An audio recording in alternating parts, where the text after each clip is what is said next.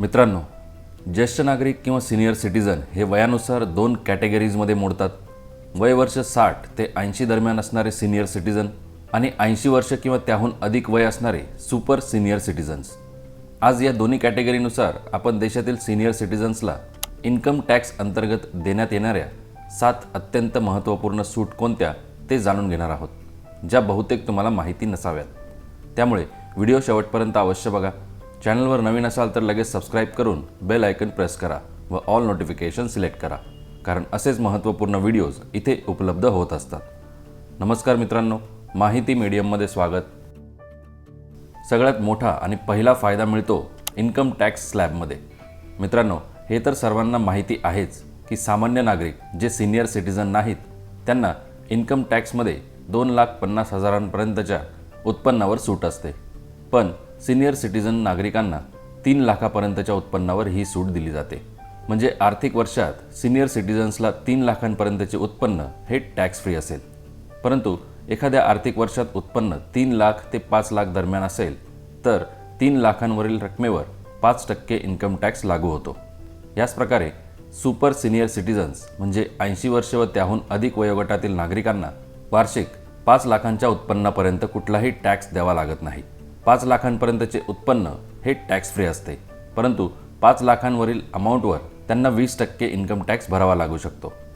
तसेच income tax act 1961च्या section 194P मध्ये 75 वर्ष किंवा त्याहून अधिक वय असणाऱ्या ज्येष्ठ नागरिकांना इन्कम टॅक्स रिटर्न भरण्यापासून सूट देण्याच्या अटी दिलेल्या आहेत. त्या अटी म्हणजे ज्येष्ठ नागरिकाचे वय 75 वर्ष किंवा त्याहून अधिक असावे. ज्येष्ठ नागरिक आर्थिक वर्षामध्ये रेसिडेंट म्हणजे स्थानिक रहिवासी असावा. ज्येष्ठ नागरिकाकडे फक्त पेन्शन, निवृत्तीवेतन आणि इंटरेस्ट म्हणजे व्याजाद्वारे येणारे उत्पन्न असावे. ज्या बँकेत पेन्शन जमा होते त्याच विशिष्ट बँकेतून व्याज जमा अथवा कमवलेले असावे.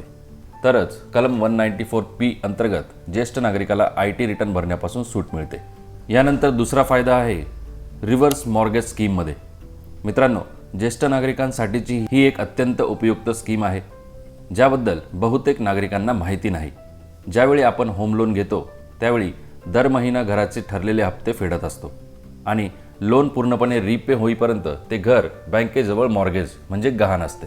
रिव्हर्स मॉर्गेज स्कीम हे होम लोनच्या अगदी उलट काम करते.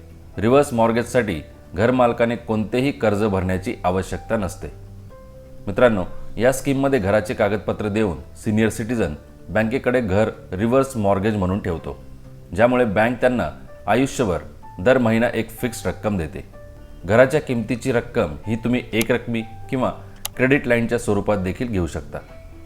पण जर रिव्हर्स मॉर्गेज घेणाऱ्या व्यक्तीचा मृत्यू झाला अथवा राहत्या जागेवरून ती व्यक्ती कायमस्वरूपी बाहेर पडली अथवा ज्या घरावर मॉर्गेज घेतले आहे त्या घराची विक्री त्याला करायची असेल तर अशा परिस्थितीमध्ये बँक त्या घराची विक्री करून जी रक्कम मिळते त्यातून बँक स्वतःची रक्कम ही व्याजासह कापून उरलेली रक्कम ही त्या व्यक्तीच्या नॉमिनी किंवा कायदेशीर वारसदाराला परत करते. या योजनेचे प्रमुख वैशिष्ट्य म्हणजे सिनियर सिटीजन्सला रेग्युलर दर महिना मिळणारी ही रक्कम टॅक्स फ्री असते. सिनियर सिटीजन्स ज्यांच्याकडे उत्पन्नाचा स्रोत नसेल ते या स्कीममध्ये घर गहाण ठेवून महिन्याला उत्पन्न कमावू शकता, जे परत करण्याची गरज नसते. फक्त जर त्यांचा मृत्यू झाला तर प्रॉपर्टी विकून बँक त्यांची रक्कम वसूल करेल आणि उरलेली रक्कम वारसदाराला अथवा नॉमिनीला परत करेल. तिसरा फायदा ज्येष्ठ नागरिकांना मिळतो सेक्शन 80TTBचा, ज्यामध्ये ज्येष्ठ नागरिकांना बँकेत सेव्हिंग, फिक्स्ड डिपॉझिट किंवा पोस्ट ऑफिसमध्ये डिपॉझिट केलेल्या रकमेवर जर वार्षिक 50,000 रुपये व्याजाच्या स्वरूपात उत्पन्न होत असेल तर त्यावर कुठलाही टॅक्स लागत नाही.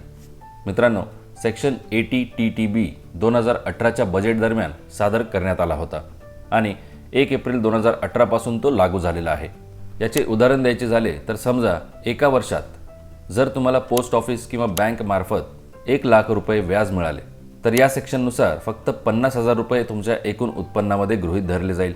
उरलेल्या 50,000 रुपयांवर सेक्शन 80TTB नुसार सूट तुम्हाला मिळते.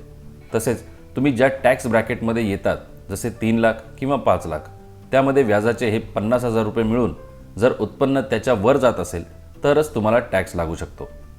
चौथा फायदा, आणखी एक महत्त्वपूर्ण सूट सिनियर सिटीजन्सला सेक्शन 80DDB अंतर्गत मिळते. जर ज्येष्ठ नागरिकाला डिमेन्शिया म्हणजे स्मृतिभ्रंश, डायस्टोनिया, मर्क्युलोरम डिफॉर्म्स म्हणजे पाय, खोड, हात आणि चेहरा यांच्या स्नायूंचे आकुंचन. ॲफेसिया म्हणजे भाषेचा विकार जो एखाद्या व्यक्तीच्या संवाद साधण्याच्या क्षमतेवर परिणाम करतो. तसेच मोटर न्यूरॉन रोग, मेंदू आणि मज्जातंतूंचा रोग. अटॅक्सिया बिघडलेले संतुलन किंवा समन्वय, मेंदू, मज्जातंतू किंवा स्नायूंना झालेले नुकसान. कोरिया असामान्य हालचालीचा विकार. हेमिबॅलिस्मस म्हणजे हात आणि पायाचा विकार. पार्किन्सन डिझीज म्हणजे मज्जासंस्थेचा एक विकार जो हालचालीवर परिणाम करतो. या सर्व स्पेसिफिक आजारांवर होणारा 1,00,000 रुपयांपर्यंतचा खर्च हा टॅक्स फ्री असतो. म्हणजे यापैकी कोणत्याही रोगाच्या उपचारावर 1,50,000पर्यंतचा खर्च वर्षभरात झाला तर त्यापैकी 1,00,000 रुपयांवर आयकरमध्ये सवलत मिळते. आणि जर 1,00,000च्या आत खर्च झाला असेल तर जितके पैसे खर्च झालेत त्या सर्व रकमेवर सुद्धा सवलत सेक्शन अंतर्गत मिळते. मित्रांनो, ATDDB अंतर्गत जास्तीत जास्त सवलत ही 1,00,000 रुपयांपर्यंतच असते. सिनियर सिटीजन्सला सेक्शन ATD अंतर्गत 50,000 रुपयांची सूट देखील मिळते. मित्रांनो, ही सूट तुम्हाला हेल्थ इन्शुरन्स प्रीमियमवर दिली जाते. याचा अर्थ जर तुम्ही वर्षाला 35,000 रुपये हेल्थ इन्शुरन्स म्हणजे आरोग्य विम्याचे प्रीमियम भरत असाल तर तुमच्या एकूण वार्षिक उत्पन्नामधून 35,000 रुपये वजा करून उरलेल्या रकमेवर टॅक्स आकारला जाईल. त्याचप्रमाणे जर तुम्ही वर्षाला 55,000 प्रीमियम भरला तर त्यापैकी 50,000पर्यंत तुम्हाला सूट मिळेल आणि उरलेले 5,000 हे तुमच्या एकूण उत्पन्नामध्ये काउंट केले जाईल. सेक्शन ATD अंतर्गत सिनियर सिटीजन्सला जास्तीत जास्त 50,000 रुपयांपर्यंत सूट दिली गेली आहे, जी इतर नागरिकांना म्हणजे 60 वर्षांपेक्षा कमी वयोगटातील नागरिकांना 25,000 रुपये इतकीच आहे.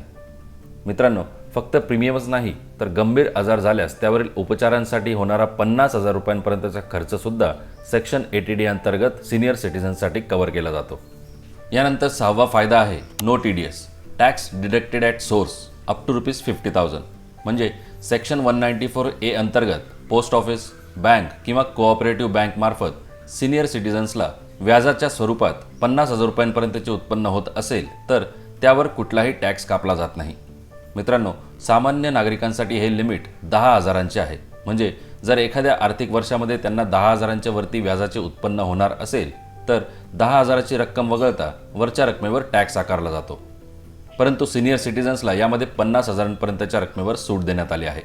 तसेच समजा व्याजाचे उत्पन्न हे 50,000 रुपयांच्या वर असेल परंतु एकूण वार्षिक उत्पन्न हे टॅक्स स्लॅब लिमिटच्या बाहेर नसेल तर तुम्ही 15H फॉर्म भरून तुमचा TDS कापला जाण्यापासून वाचवू शकता. नो ॲडव्हान्स टॅक्स याच्या स्वरूपात 7वा फायदा सिनियर सिटीजन्सला मिळतो.